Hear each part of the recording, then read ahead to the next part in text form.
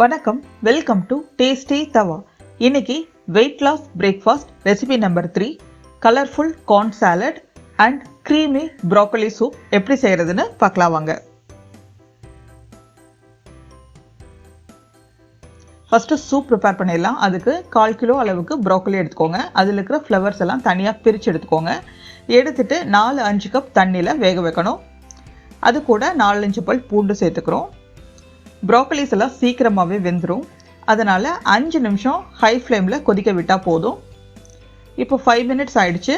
Broccoli flowers எல்லாம் நல்லா வெந்துருச்சு. அதெல்லாம் தனியாக எடுத்துக்கலாம்.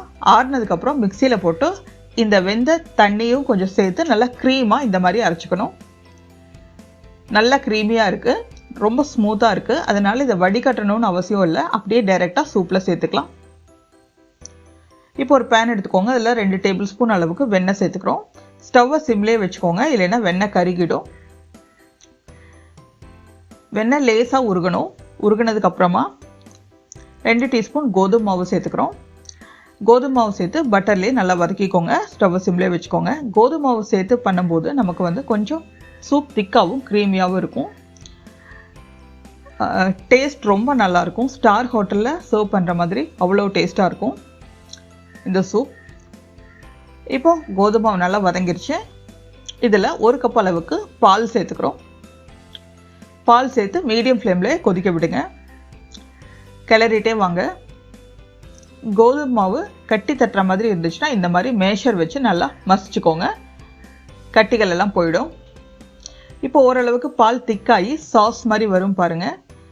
அந்த ஸ்டேஜில் நம்ம ப்ரோக்கலி நம்ம அரைச்சி வச்ச ப்ரோக்கலி பேஸ்ட்டை உள்ளே சேர்த்துக்கணும். எல்லாத்தையும் நல்லா சேர்த்துக்கோங்க. சேர்த்துட்டு கண்டினியூஸாக மிக்ஸ் பண்ணிகிட்டே இருங்க. இப்போ நம்ம ப்ரோக்கலி வேக வச்ச தண்ணி கண்டிப்பாக இருக்கும். அந்த தண்ணியை யூஸ் பண்ணி நம்ம வேணுங்கிற அளவுக்கு சூப் கன்சிஸ்டன்சி ஃபிக்ஸ் பண்ணிக்கலாம். ஃபர்ஸ்ட் ஒரு 2 கப் தண்ணி சேருங்க. மிக்ஸ் பண்ணி பாருங்கள். சூப்போட கன்சிஸ்டன்சி நமக்கு எந்த அளவுக்கு வேணுமோ அந்த அளவுக்கு நம்ம ப்ரோக்கலி ஸ்டாக்ஸ் சேர்த்துக்கலாம்.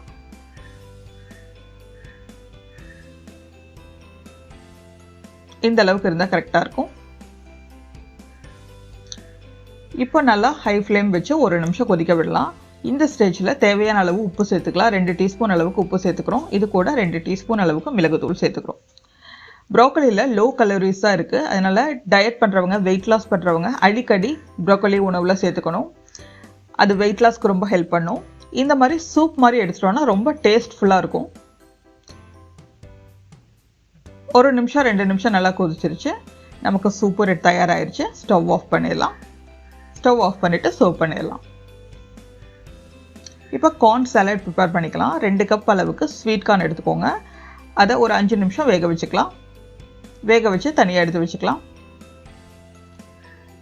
இது கூட ஒரு பெரிய வெங்காயம் பொடியாக கட் பண்ணி சேர்த்துக்கோங்க.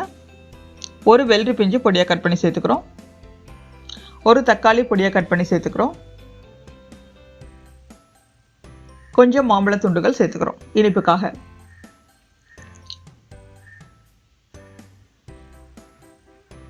காலையில் நம்ம எடுக்கிற பிரேக்ஃபாஸ்ட் ரொம்ப ஹெல்த்தியாகவும் ரொம்ப சத்துள்ளதாகவும் இருக்கணும். அதனால் இந்த மாதிரி பச்சை காய்கறிகள் நம்ம சேர்த்து எடுக்கும்போது, மார்னிங் பிரேக்ஃபாஸ்ட்டாக எடுக்கும்போது அதில் இருக்கிற சத்துக்கள் ஃபுல்லாமே நம்ம உடம்புல அப்சர்வ் ஆகிக்கும். இதில் கொஞ்சமாக மிளகுத்தூள், ஒரு பிஞ்ச் சால்ட் சேர்த்து மிக்ஸ் பண்ணிக்கலாம். சால்ட் அதிகமாக போட வேண்டாம். ரொம்ப ஈஸியாக இந்த சாலட் ப்ரிப்பேர் பண்ணிடலாம். அதே சமயம் ரொம்ப ஹெல்த்தியாகவும் டேஸ்டியாகவும் இருக்கும். மிக்ஸ் பண்ணிவிட்டு சர்வ் பண்ணிடலாம். கார்ன் சாலட் கூட க்ரீமி ப்ரோக்கலி சூப் ரொம்ப சூப்பரான ஒரு காம்பினேஷன். டயட் பண்ணுற மாதிரியே இருக்காது, ரொம்ப டேஸ்டியாக இருக்கும். ட்ரை பண்ணி பாருங்கள் கண்டிப்பாக.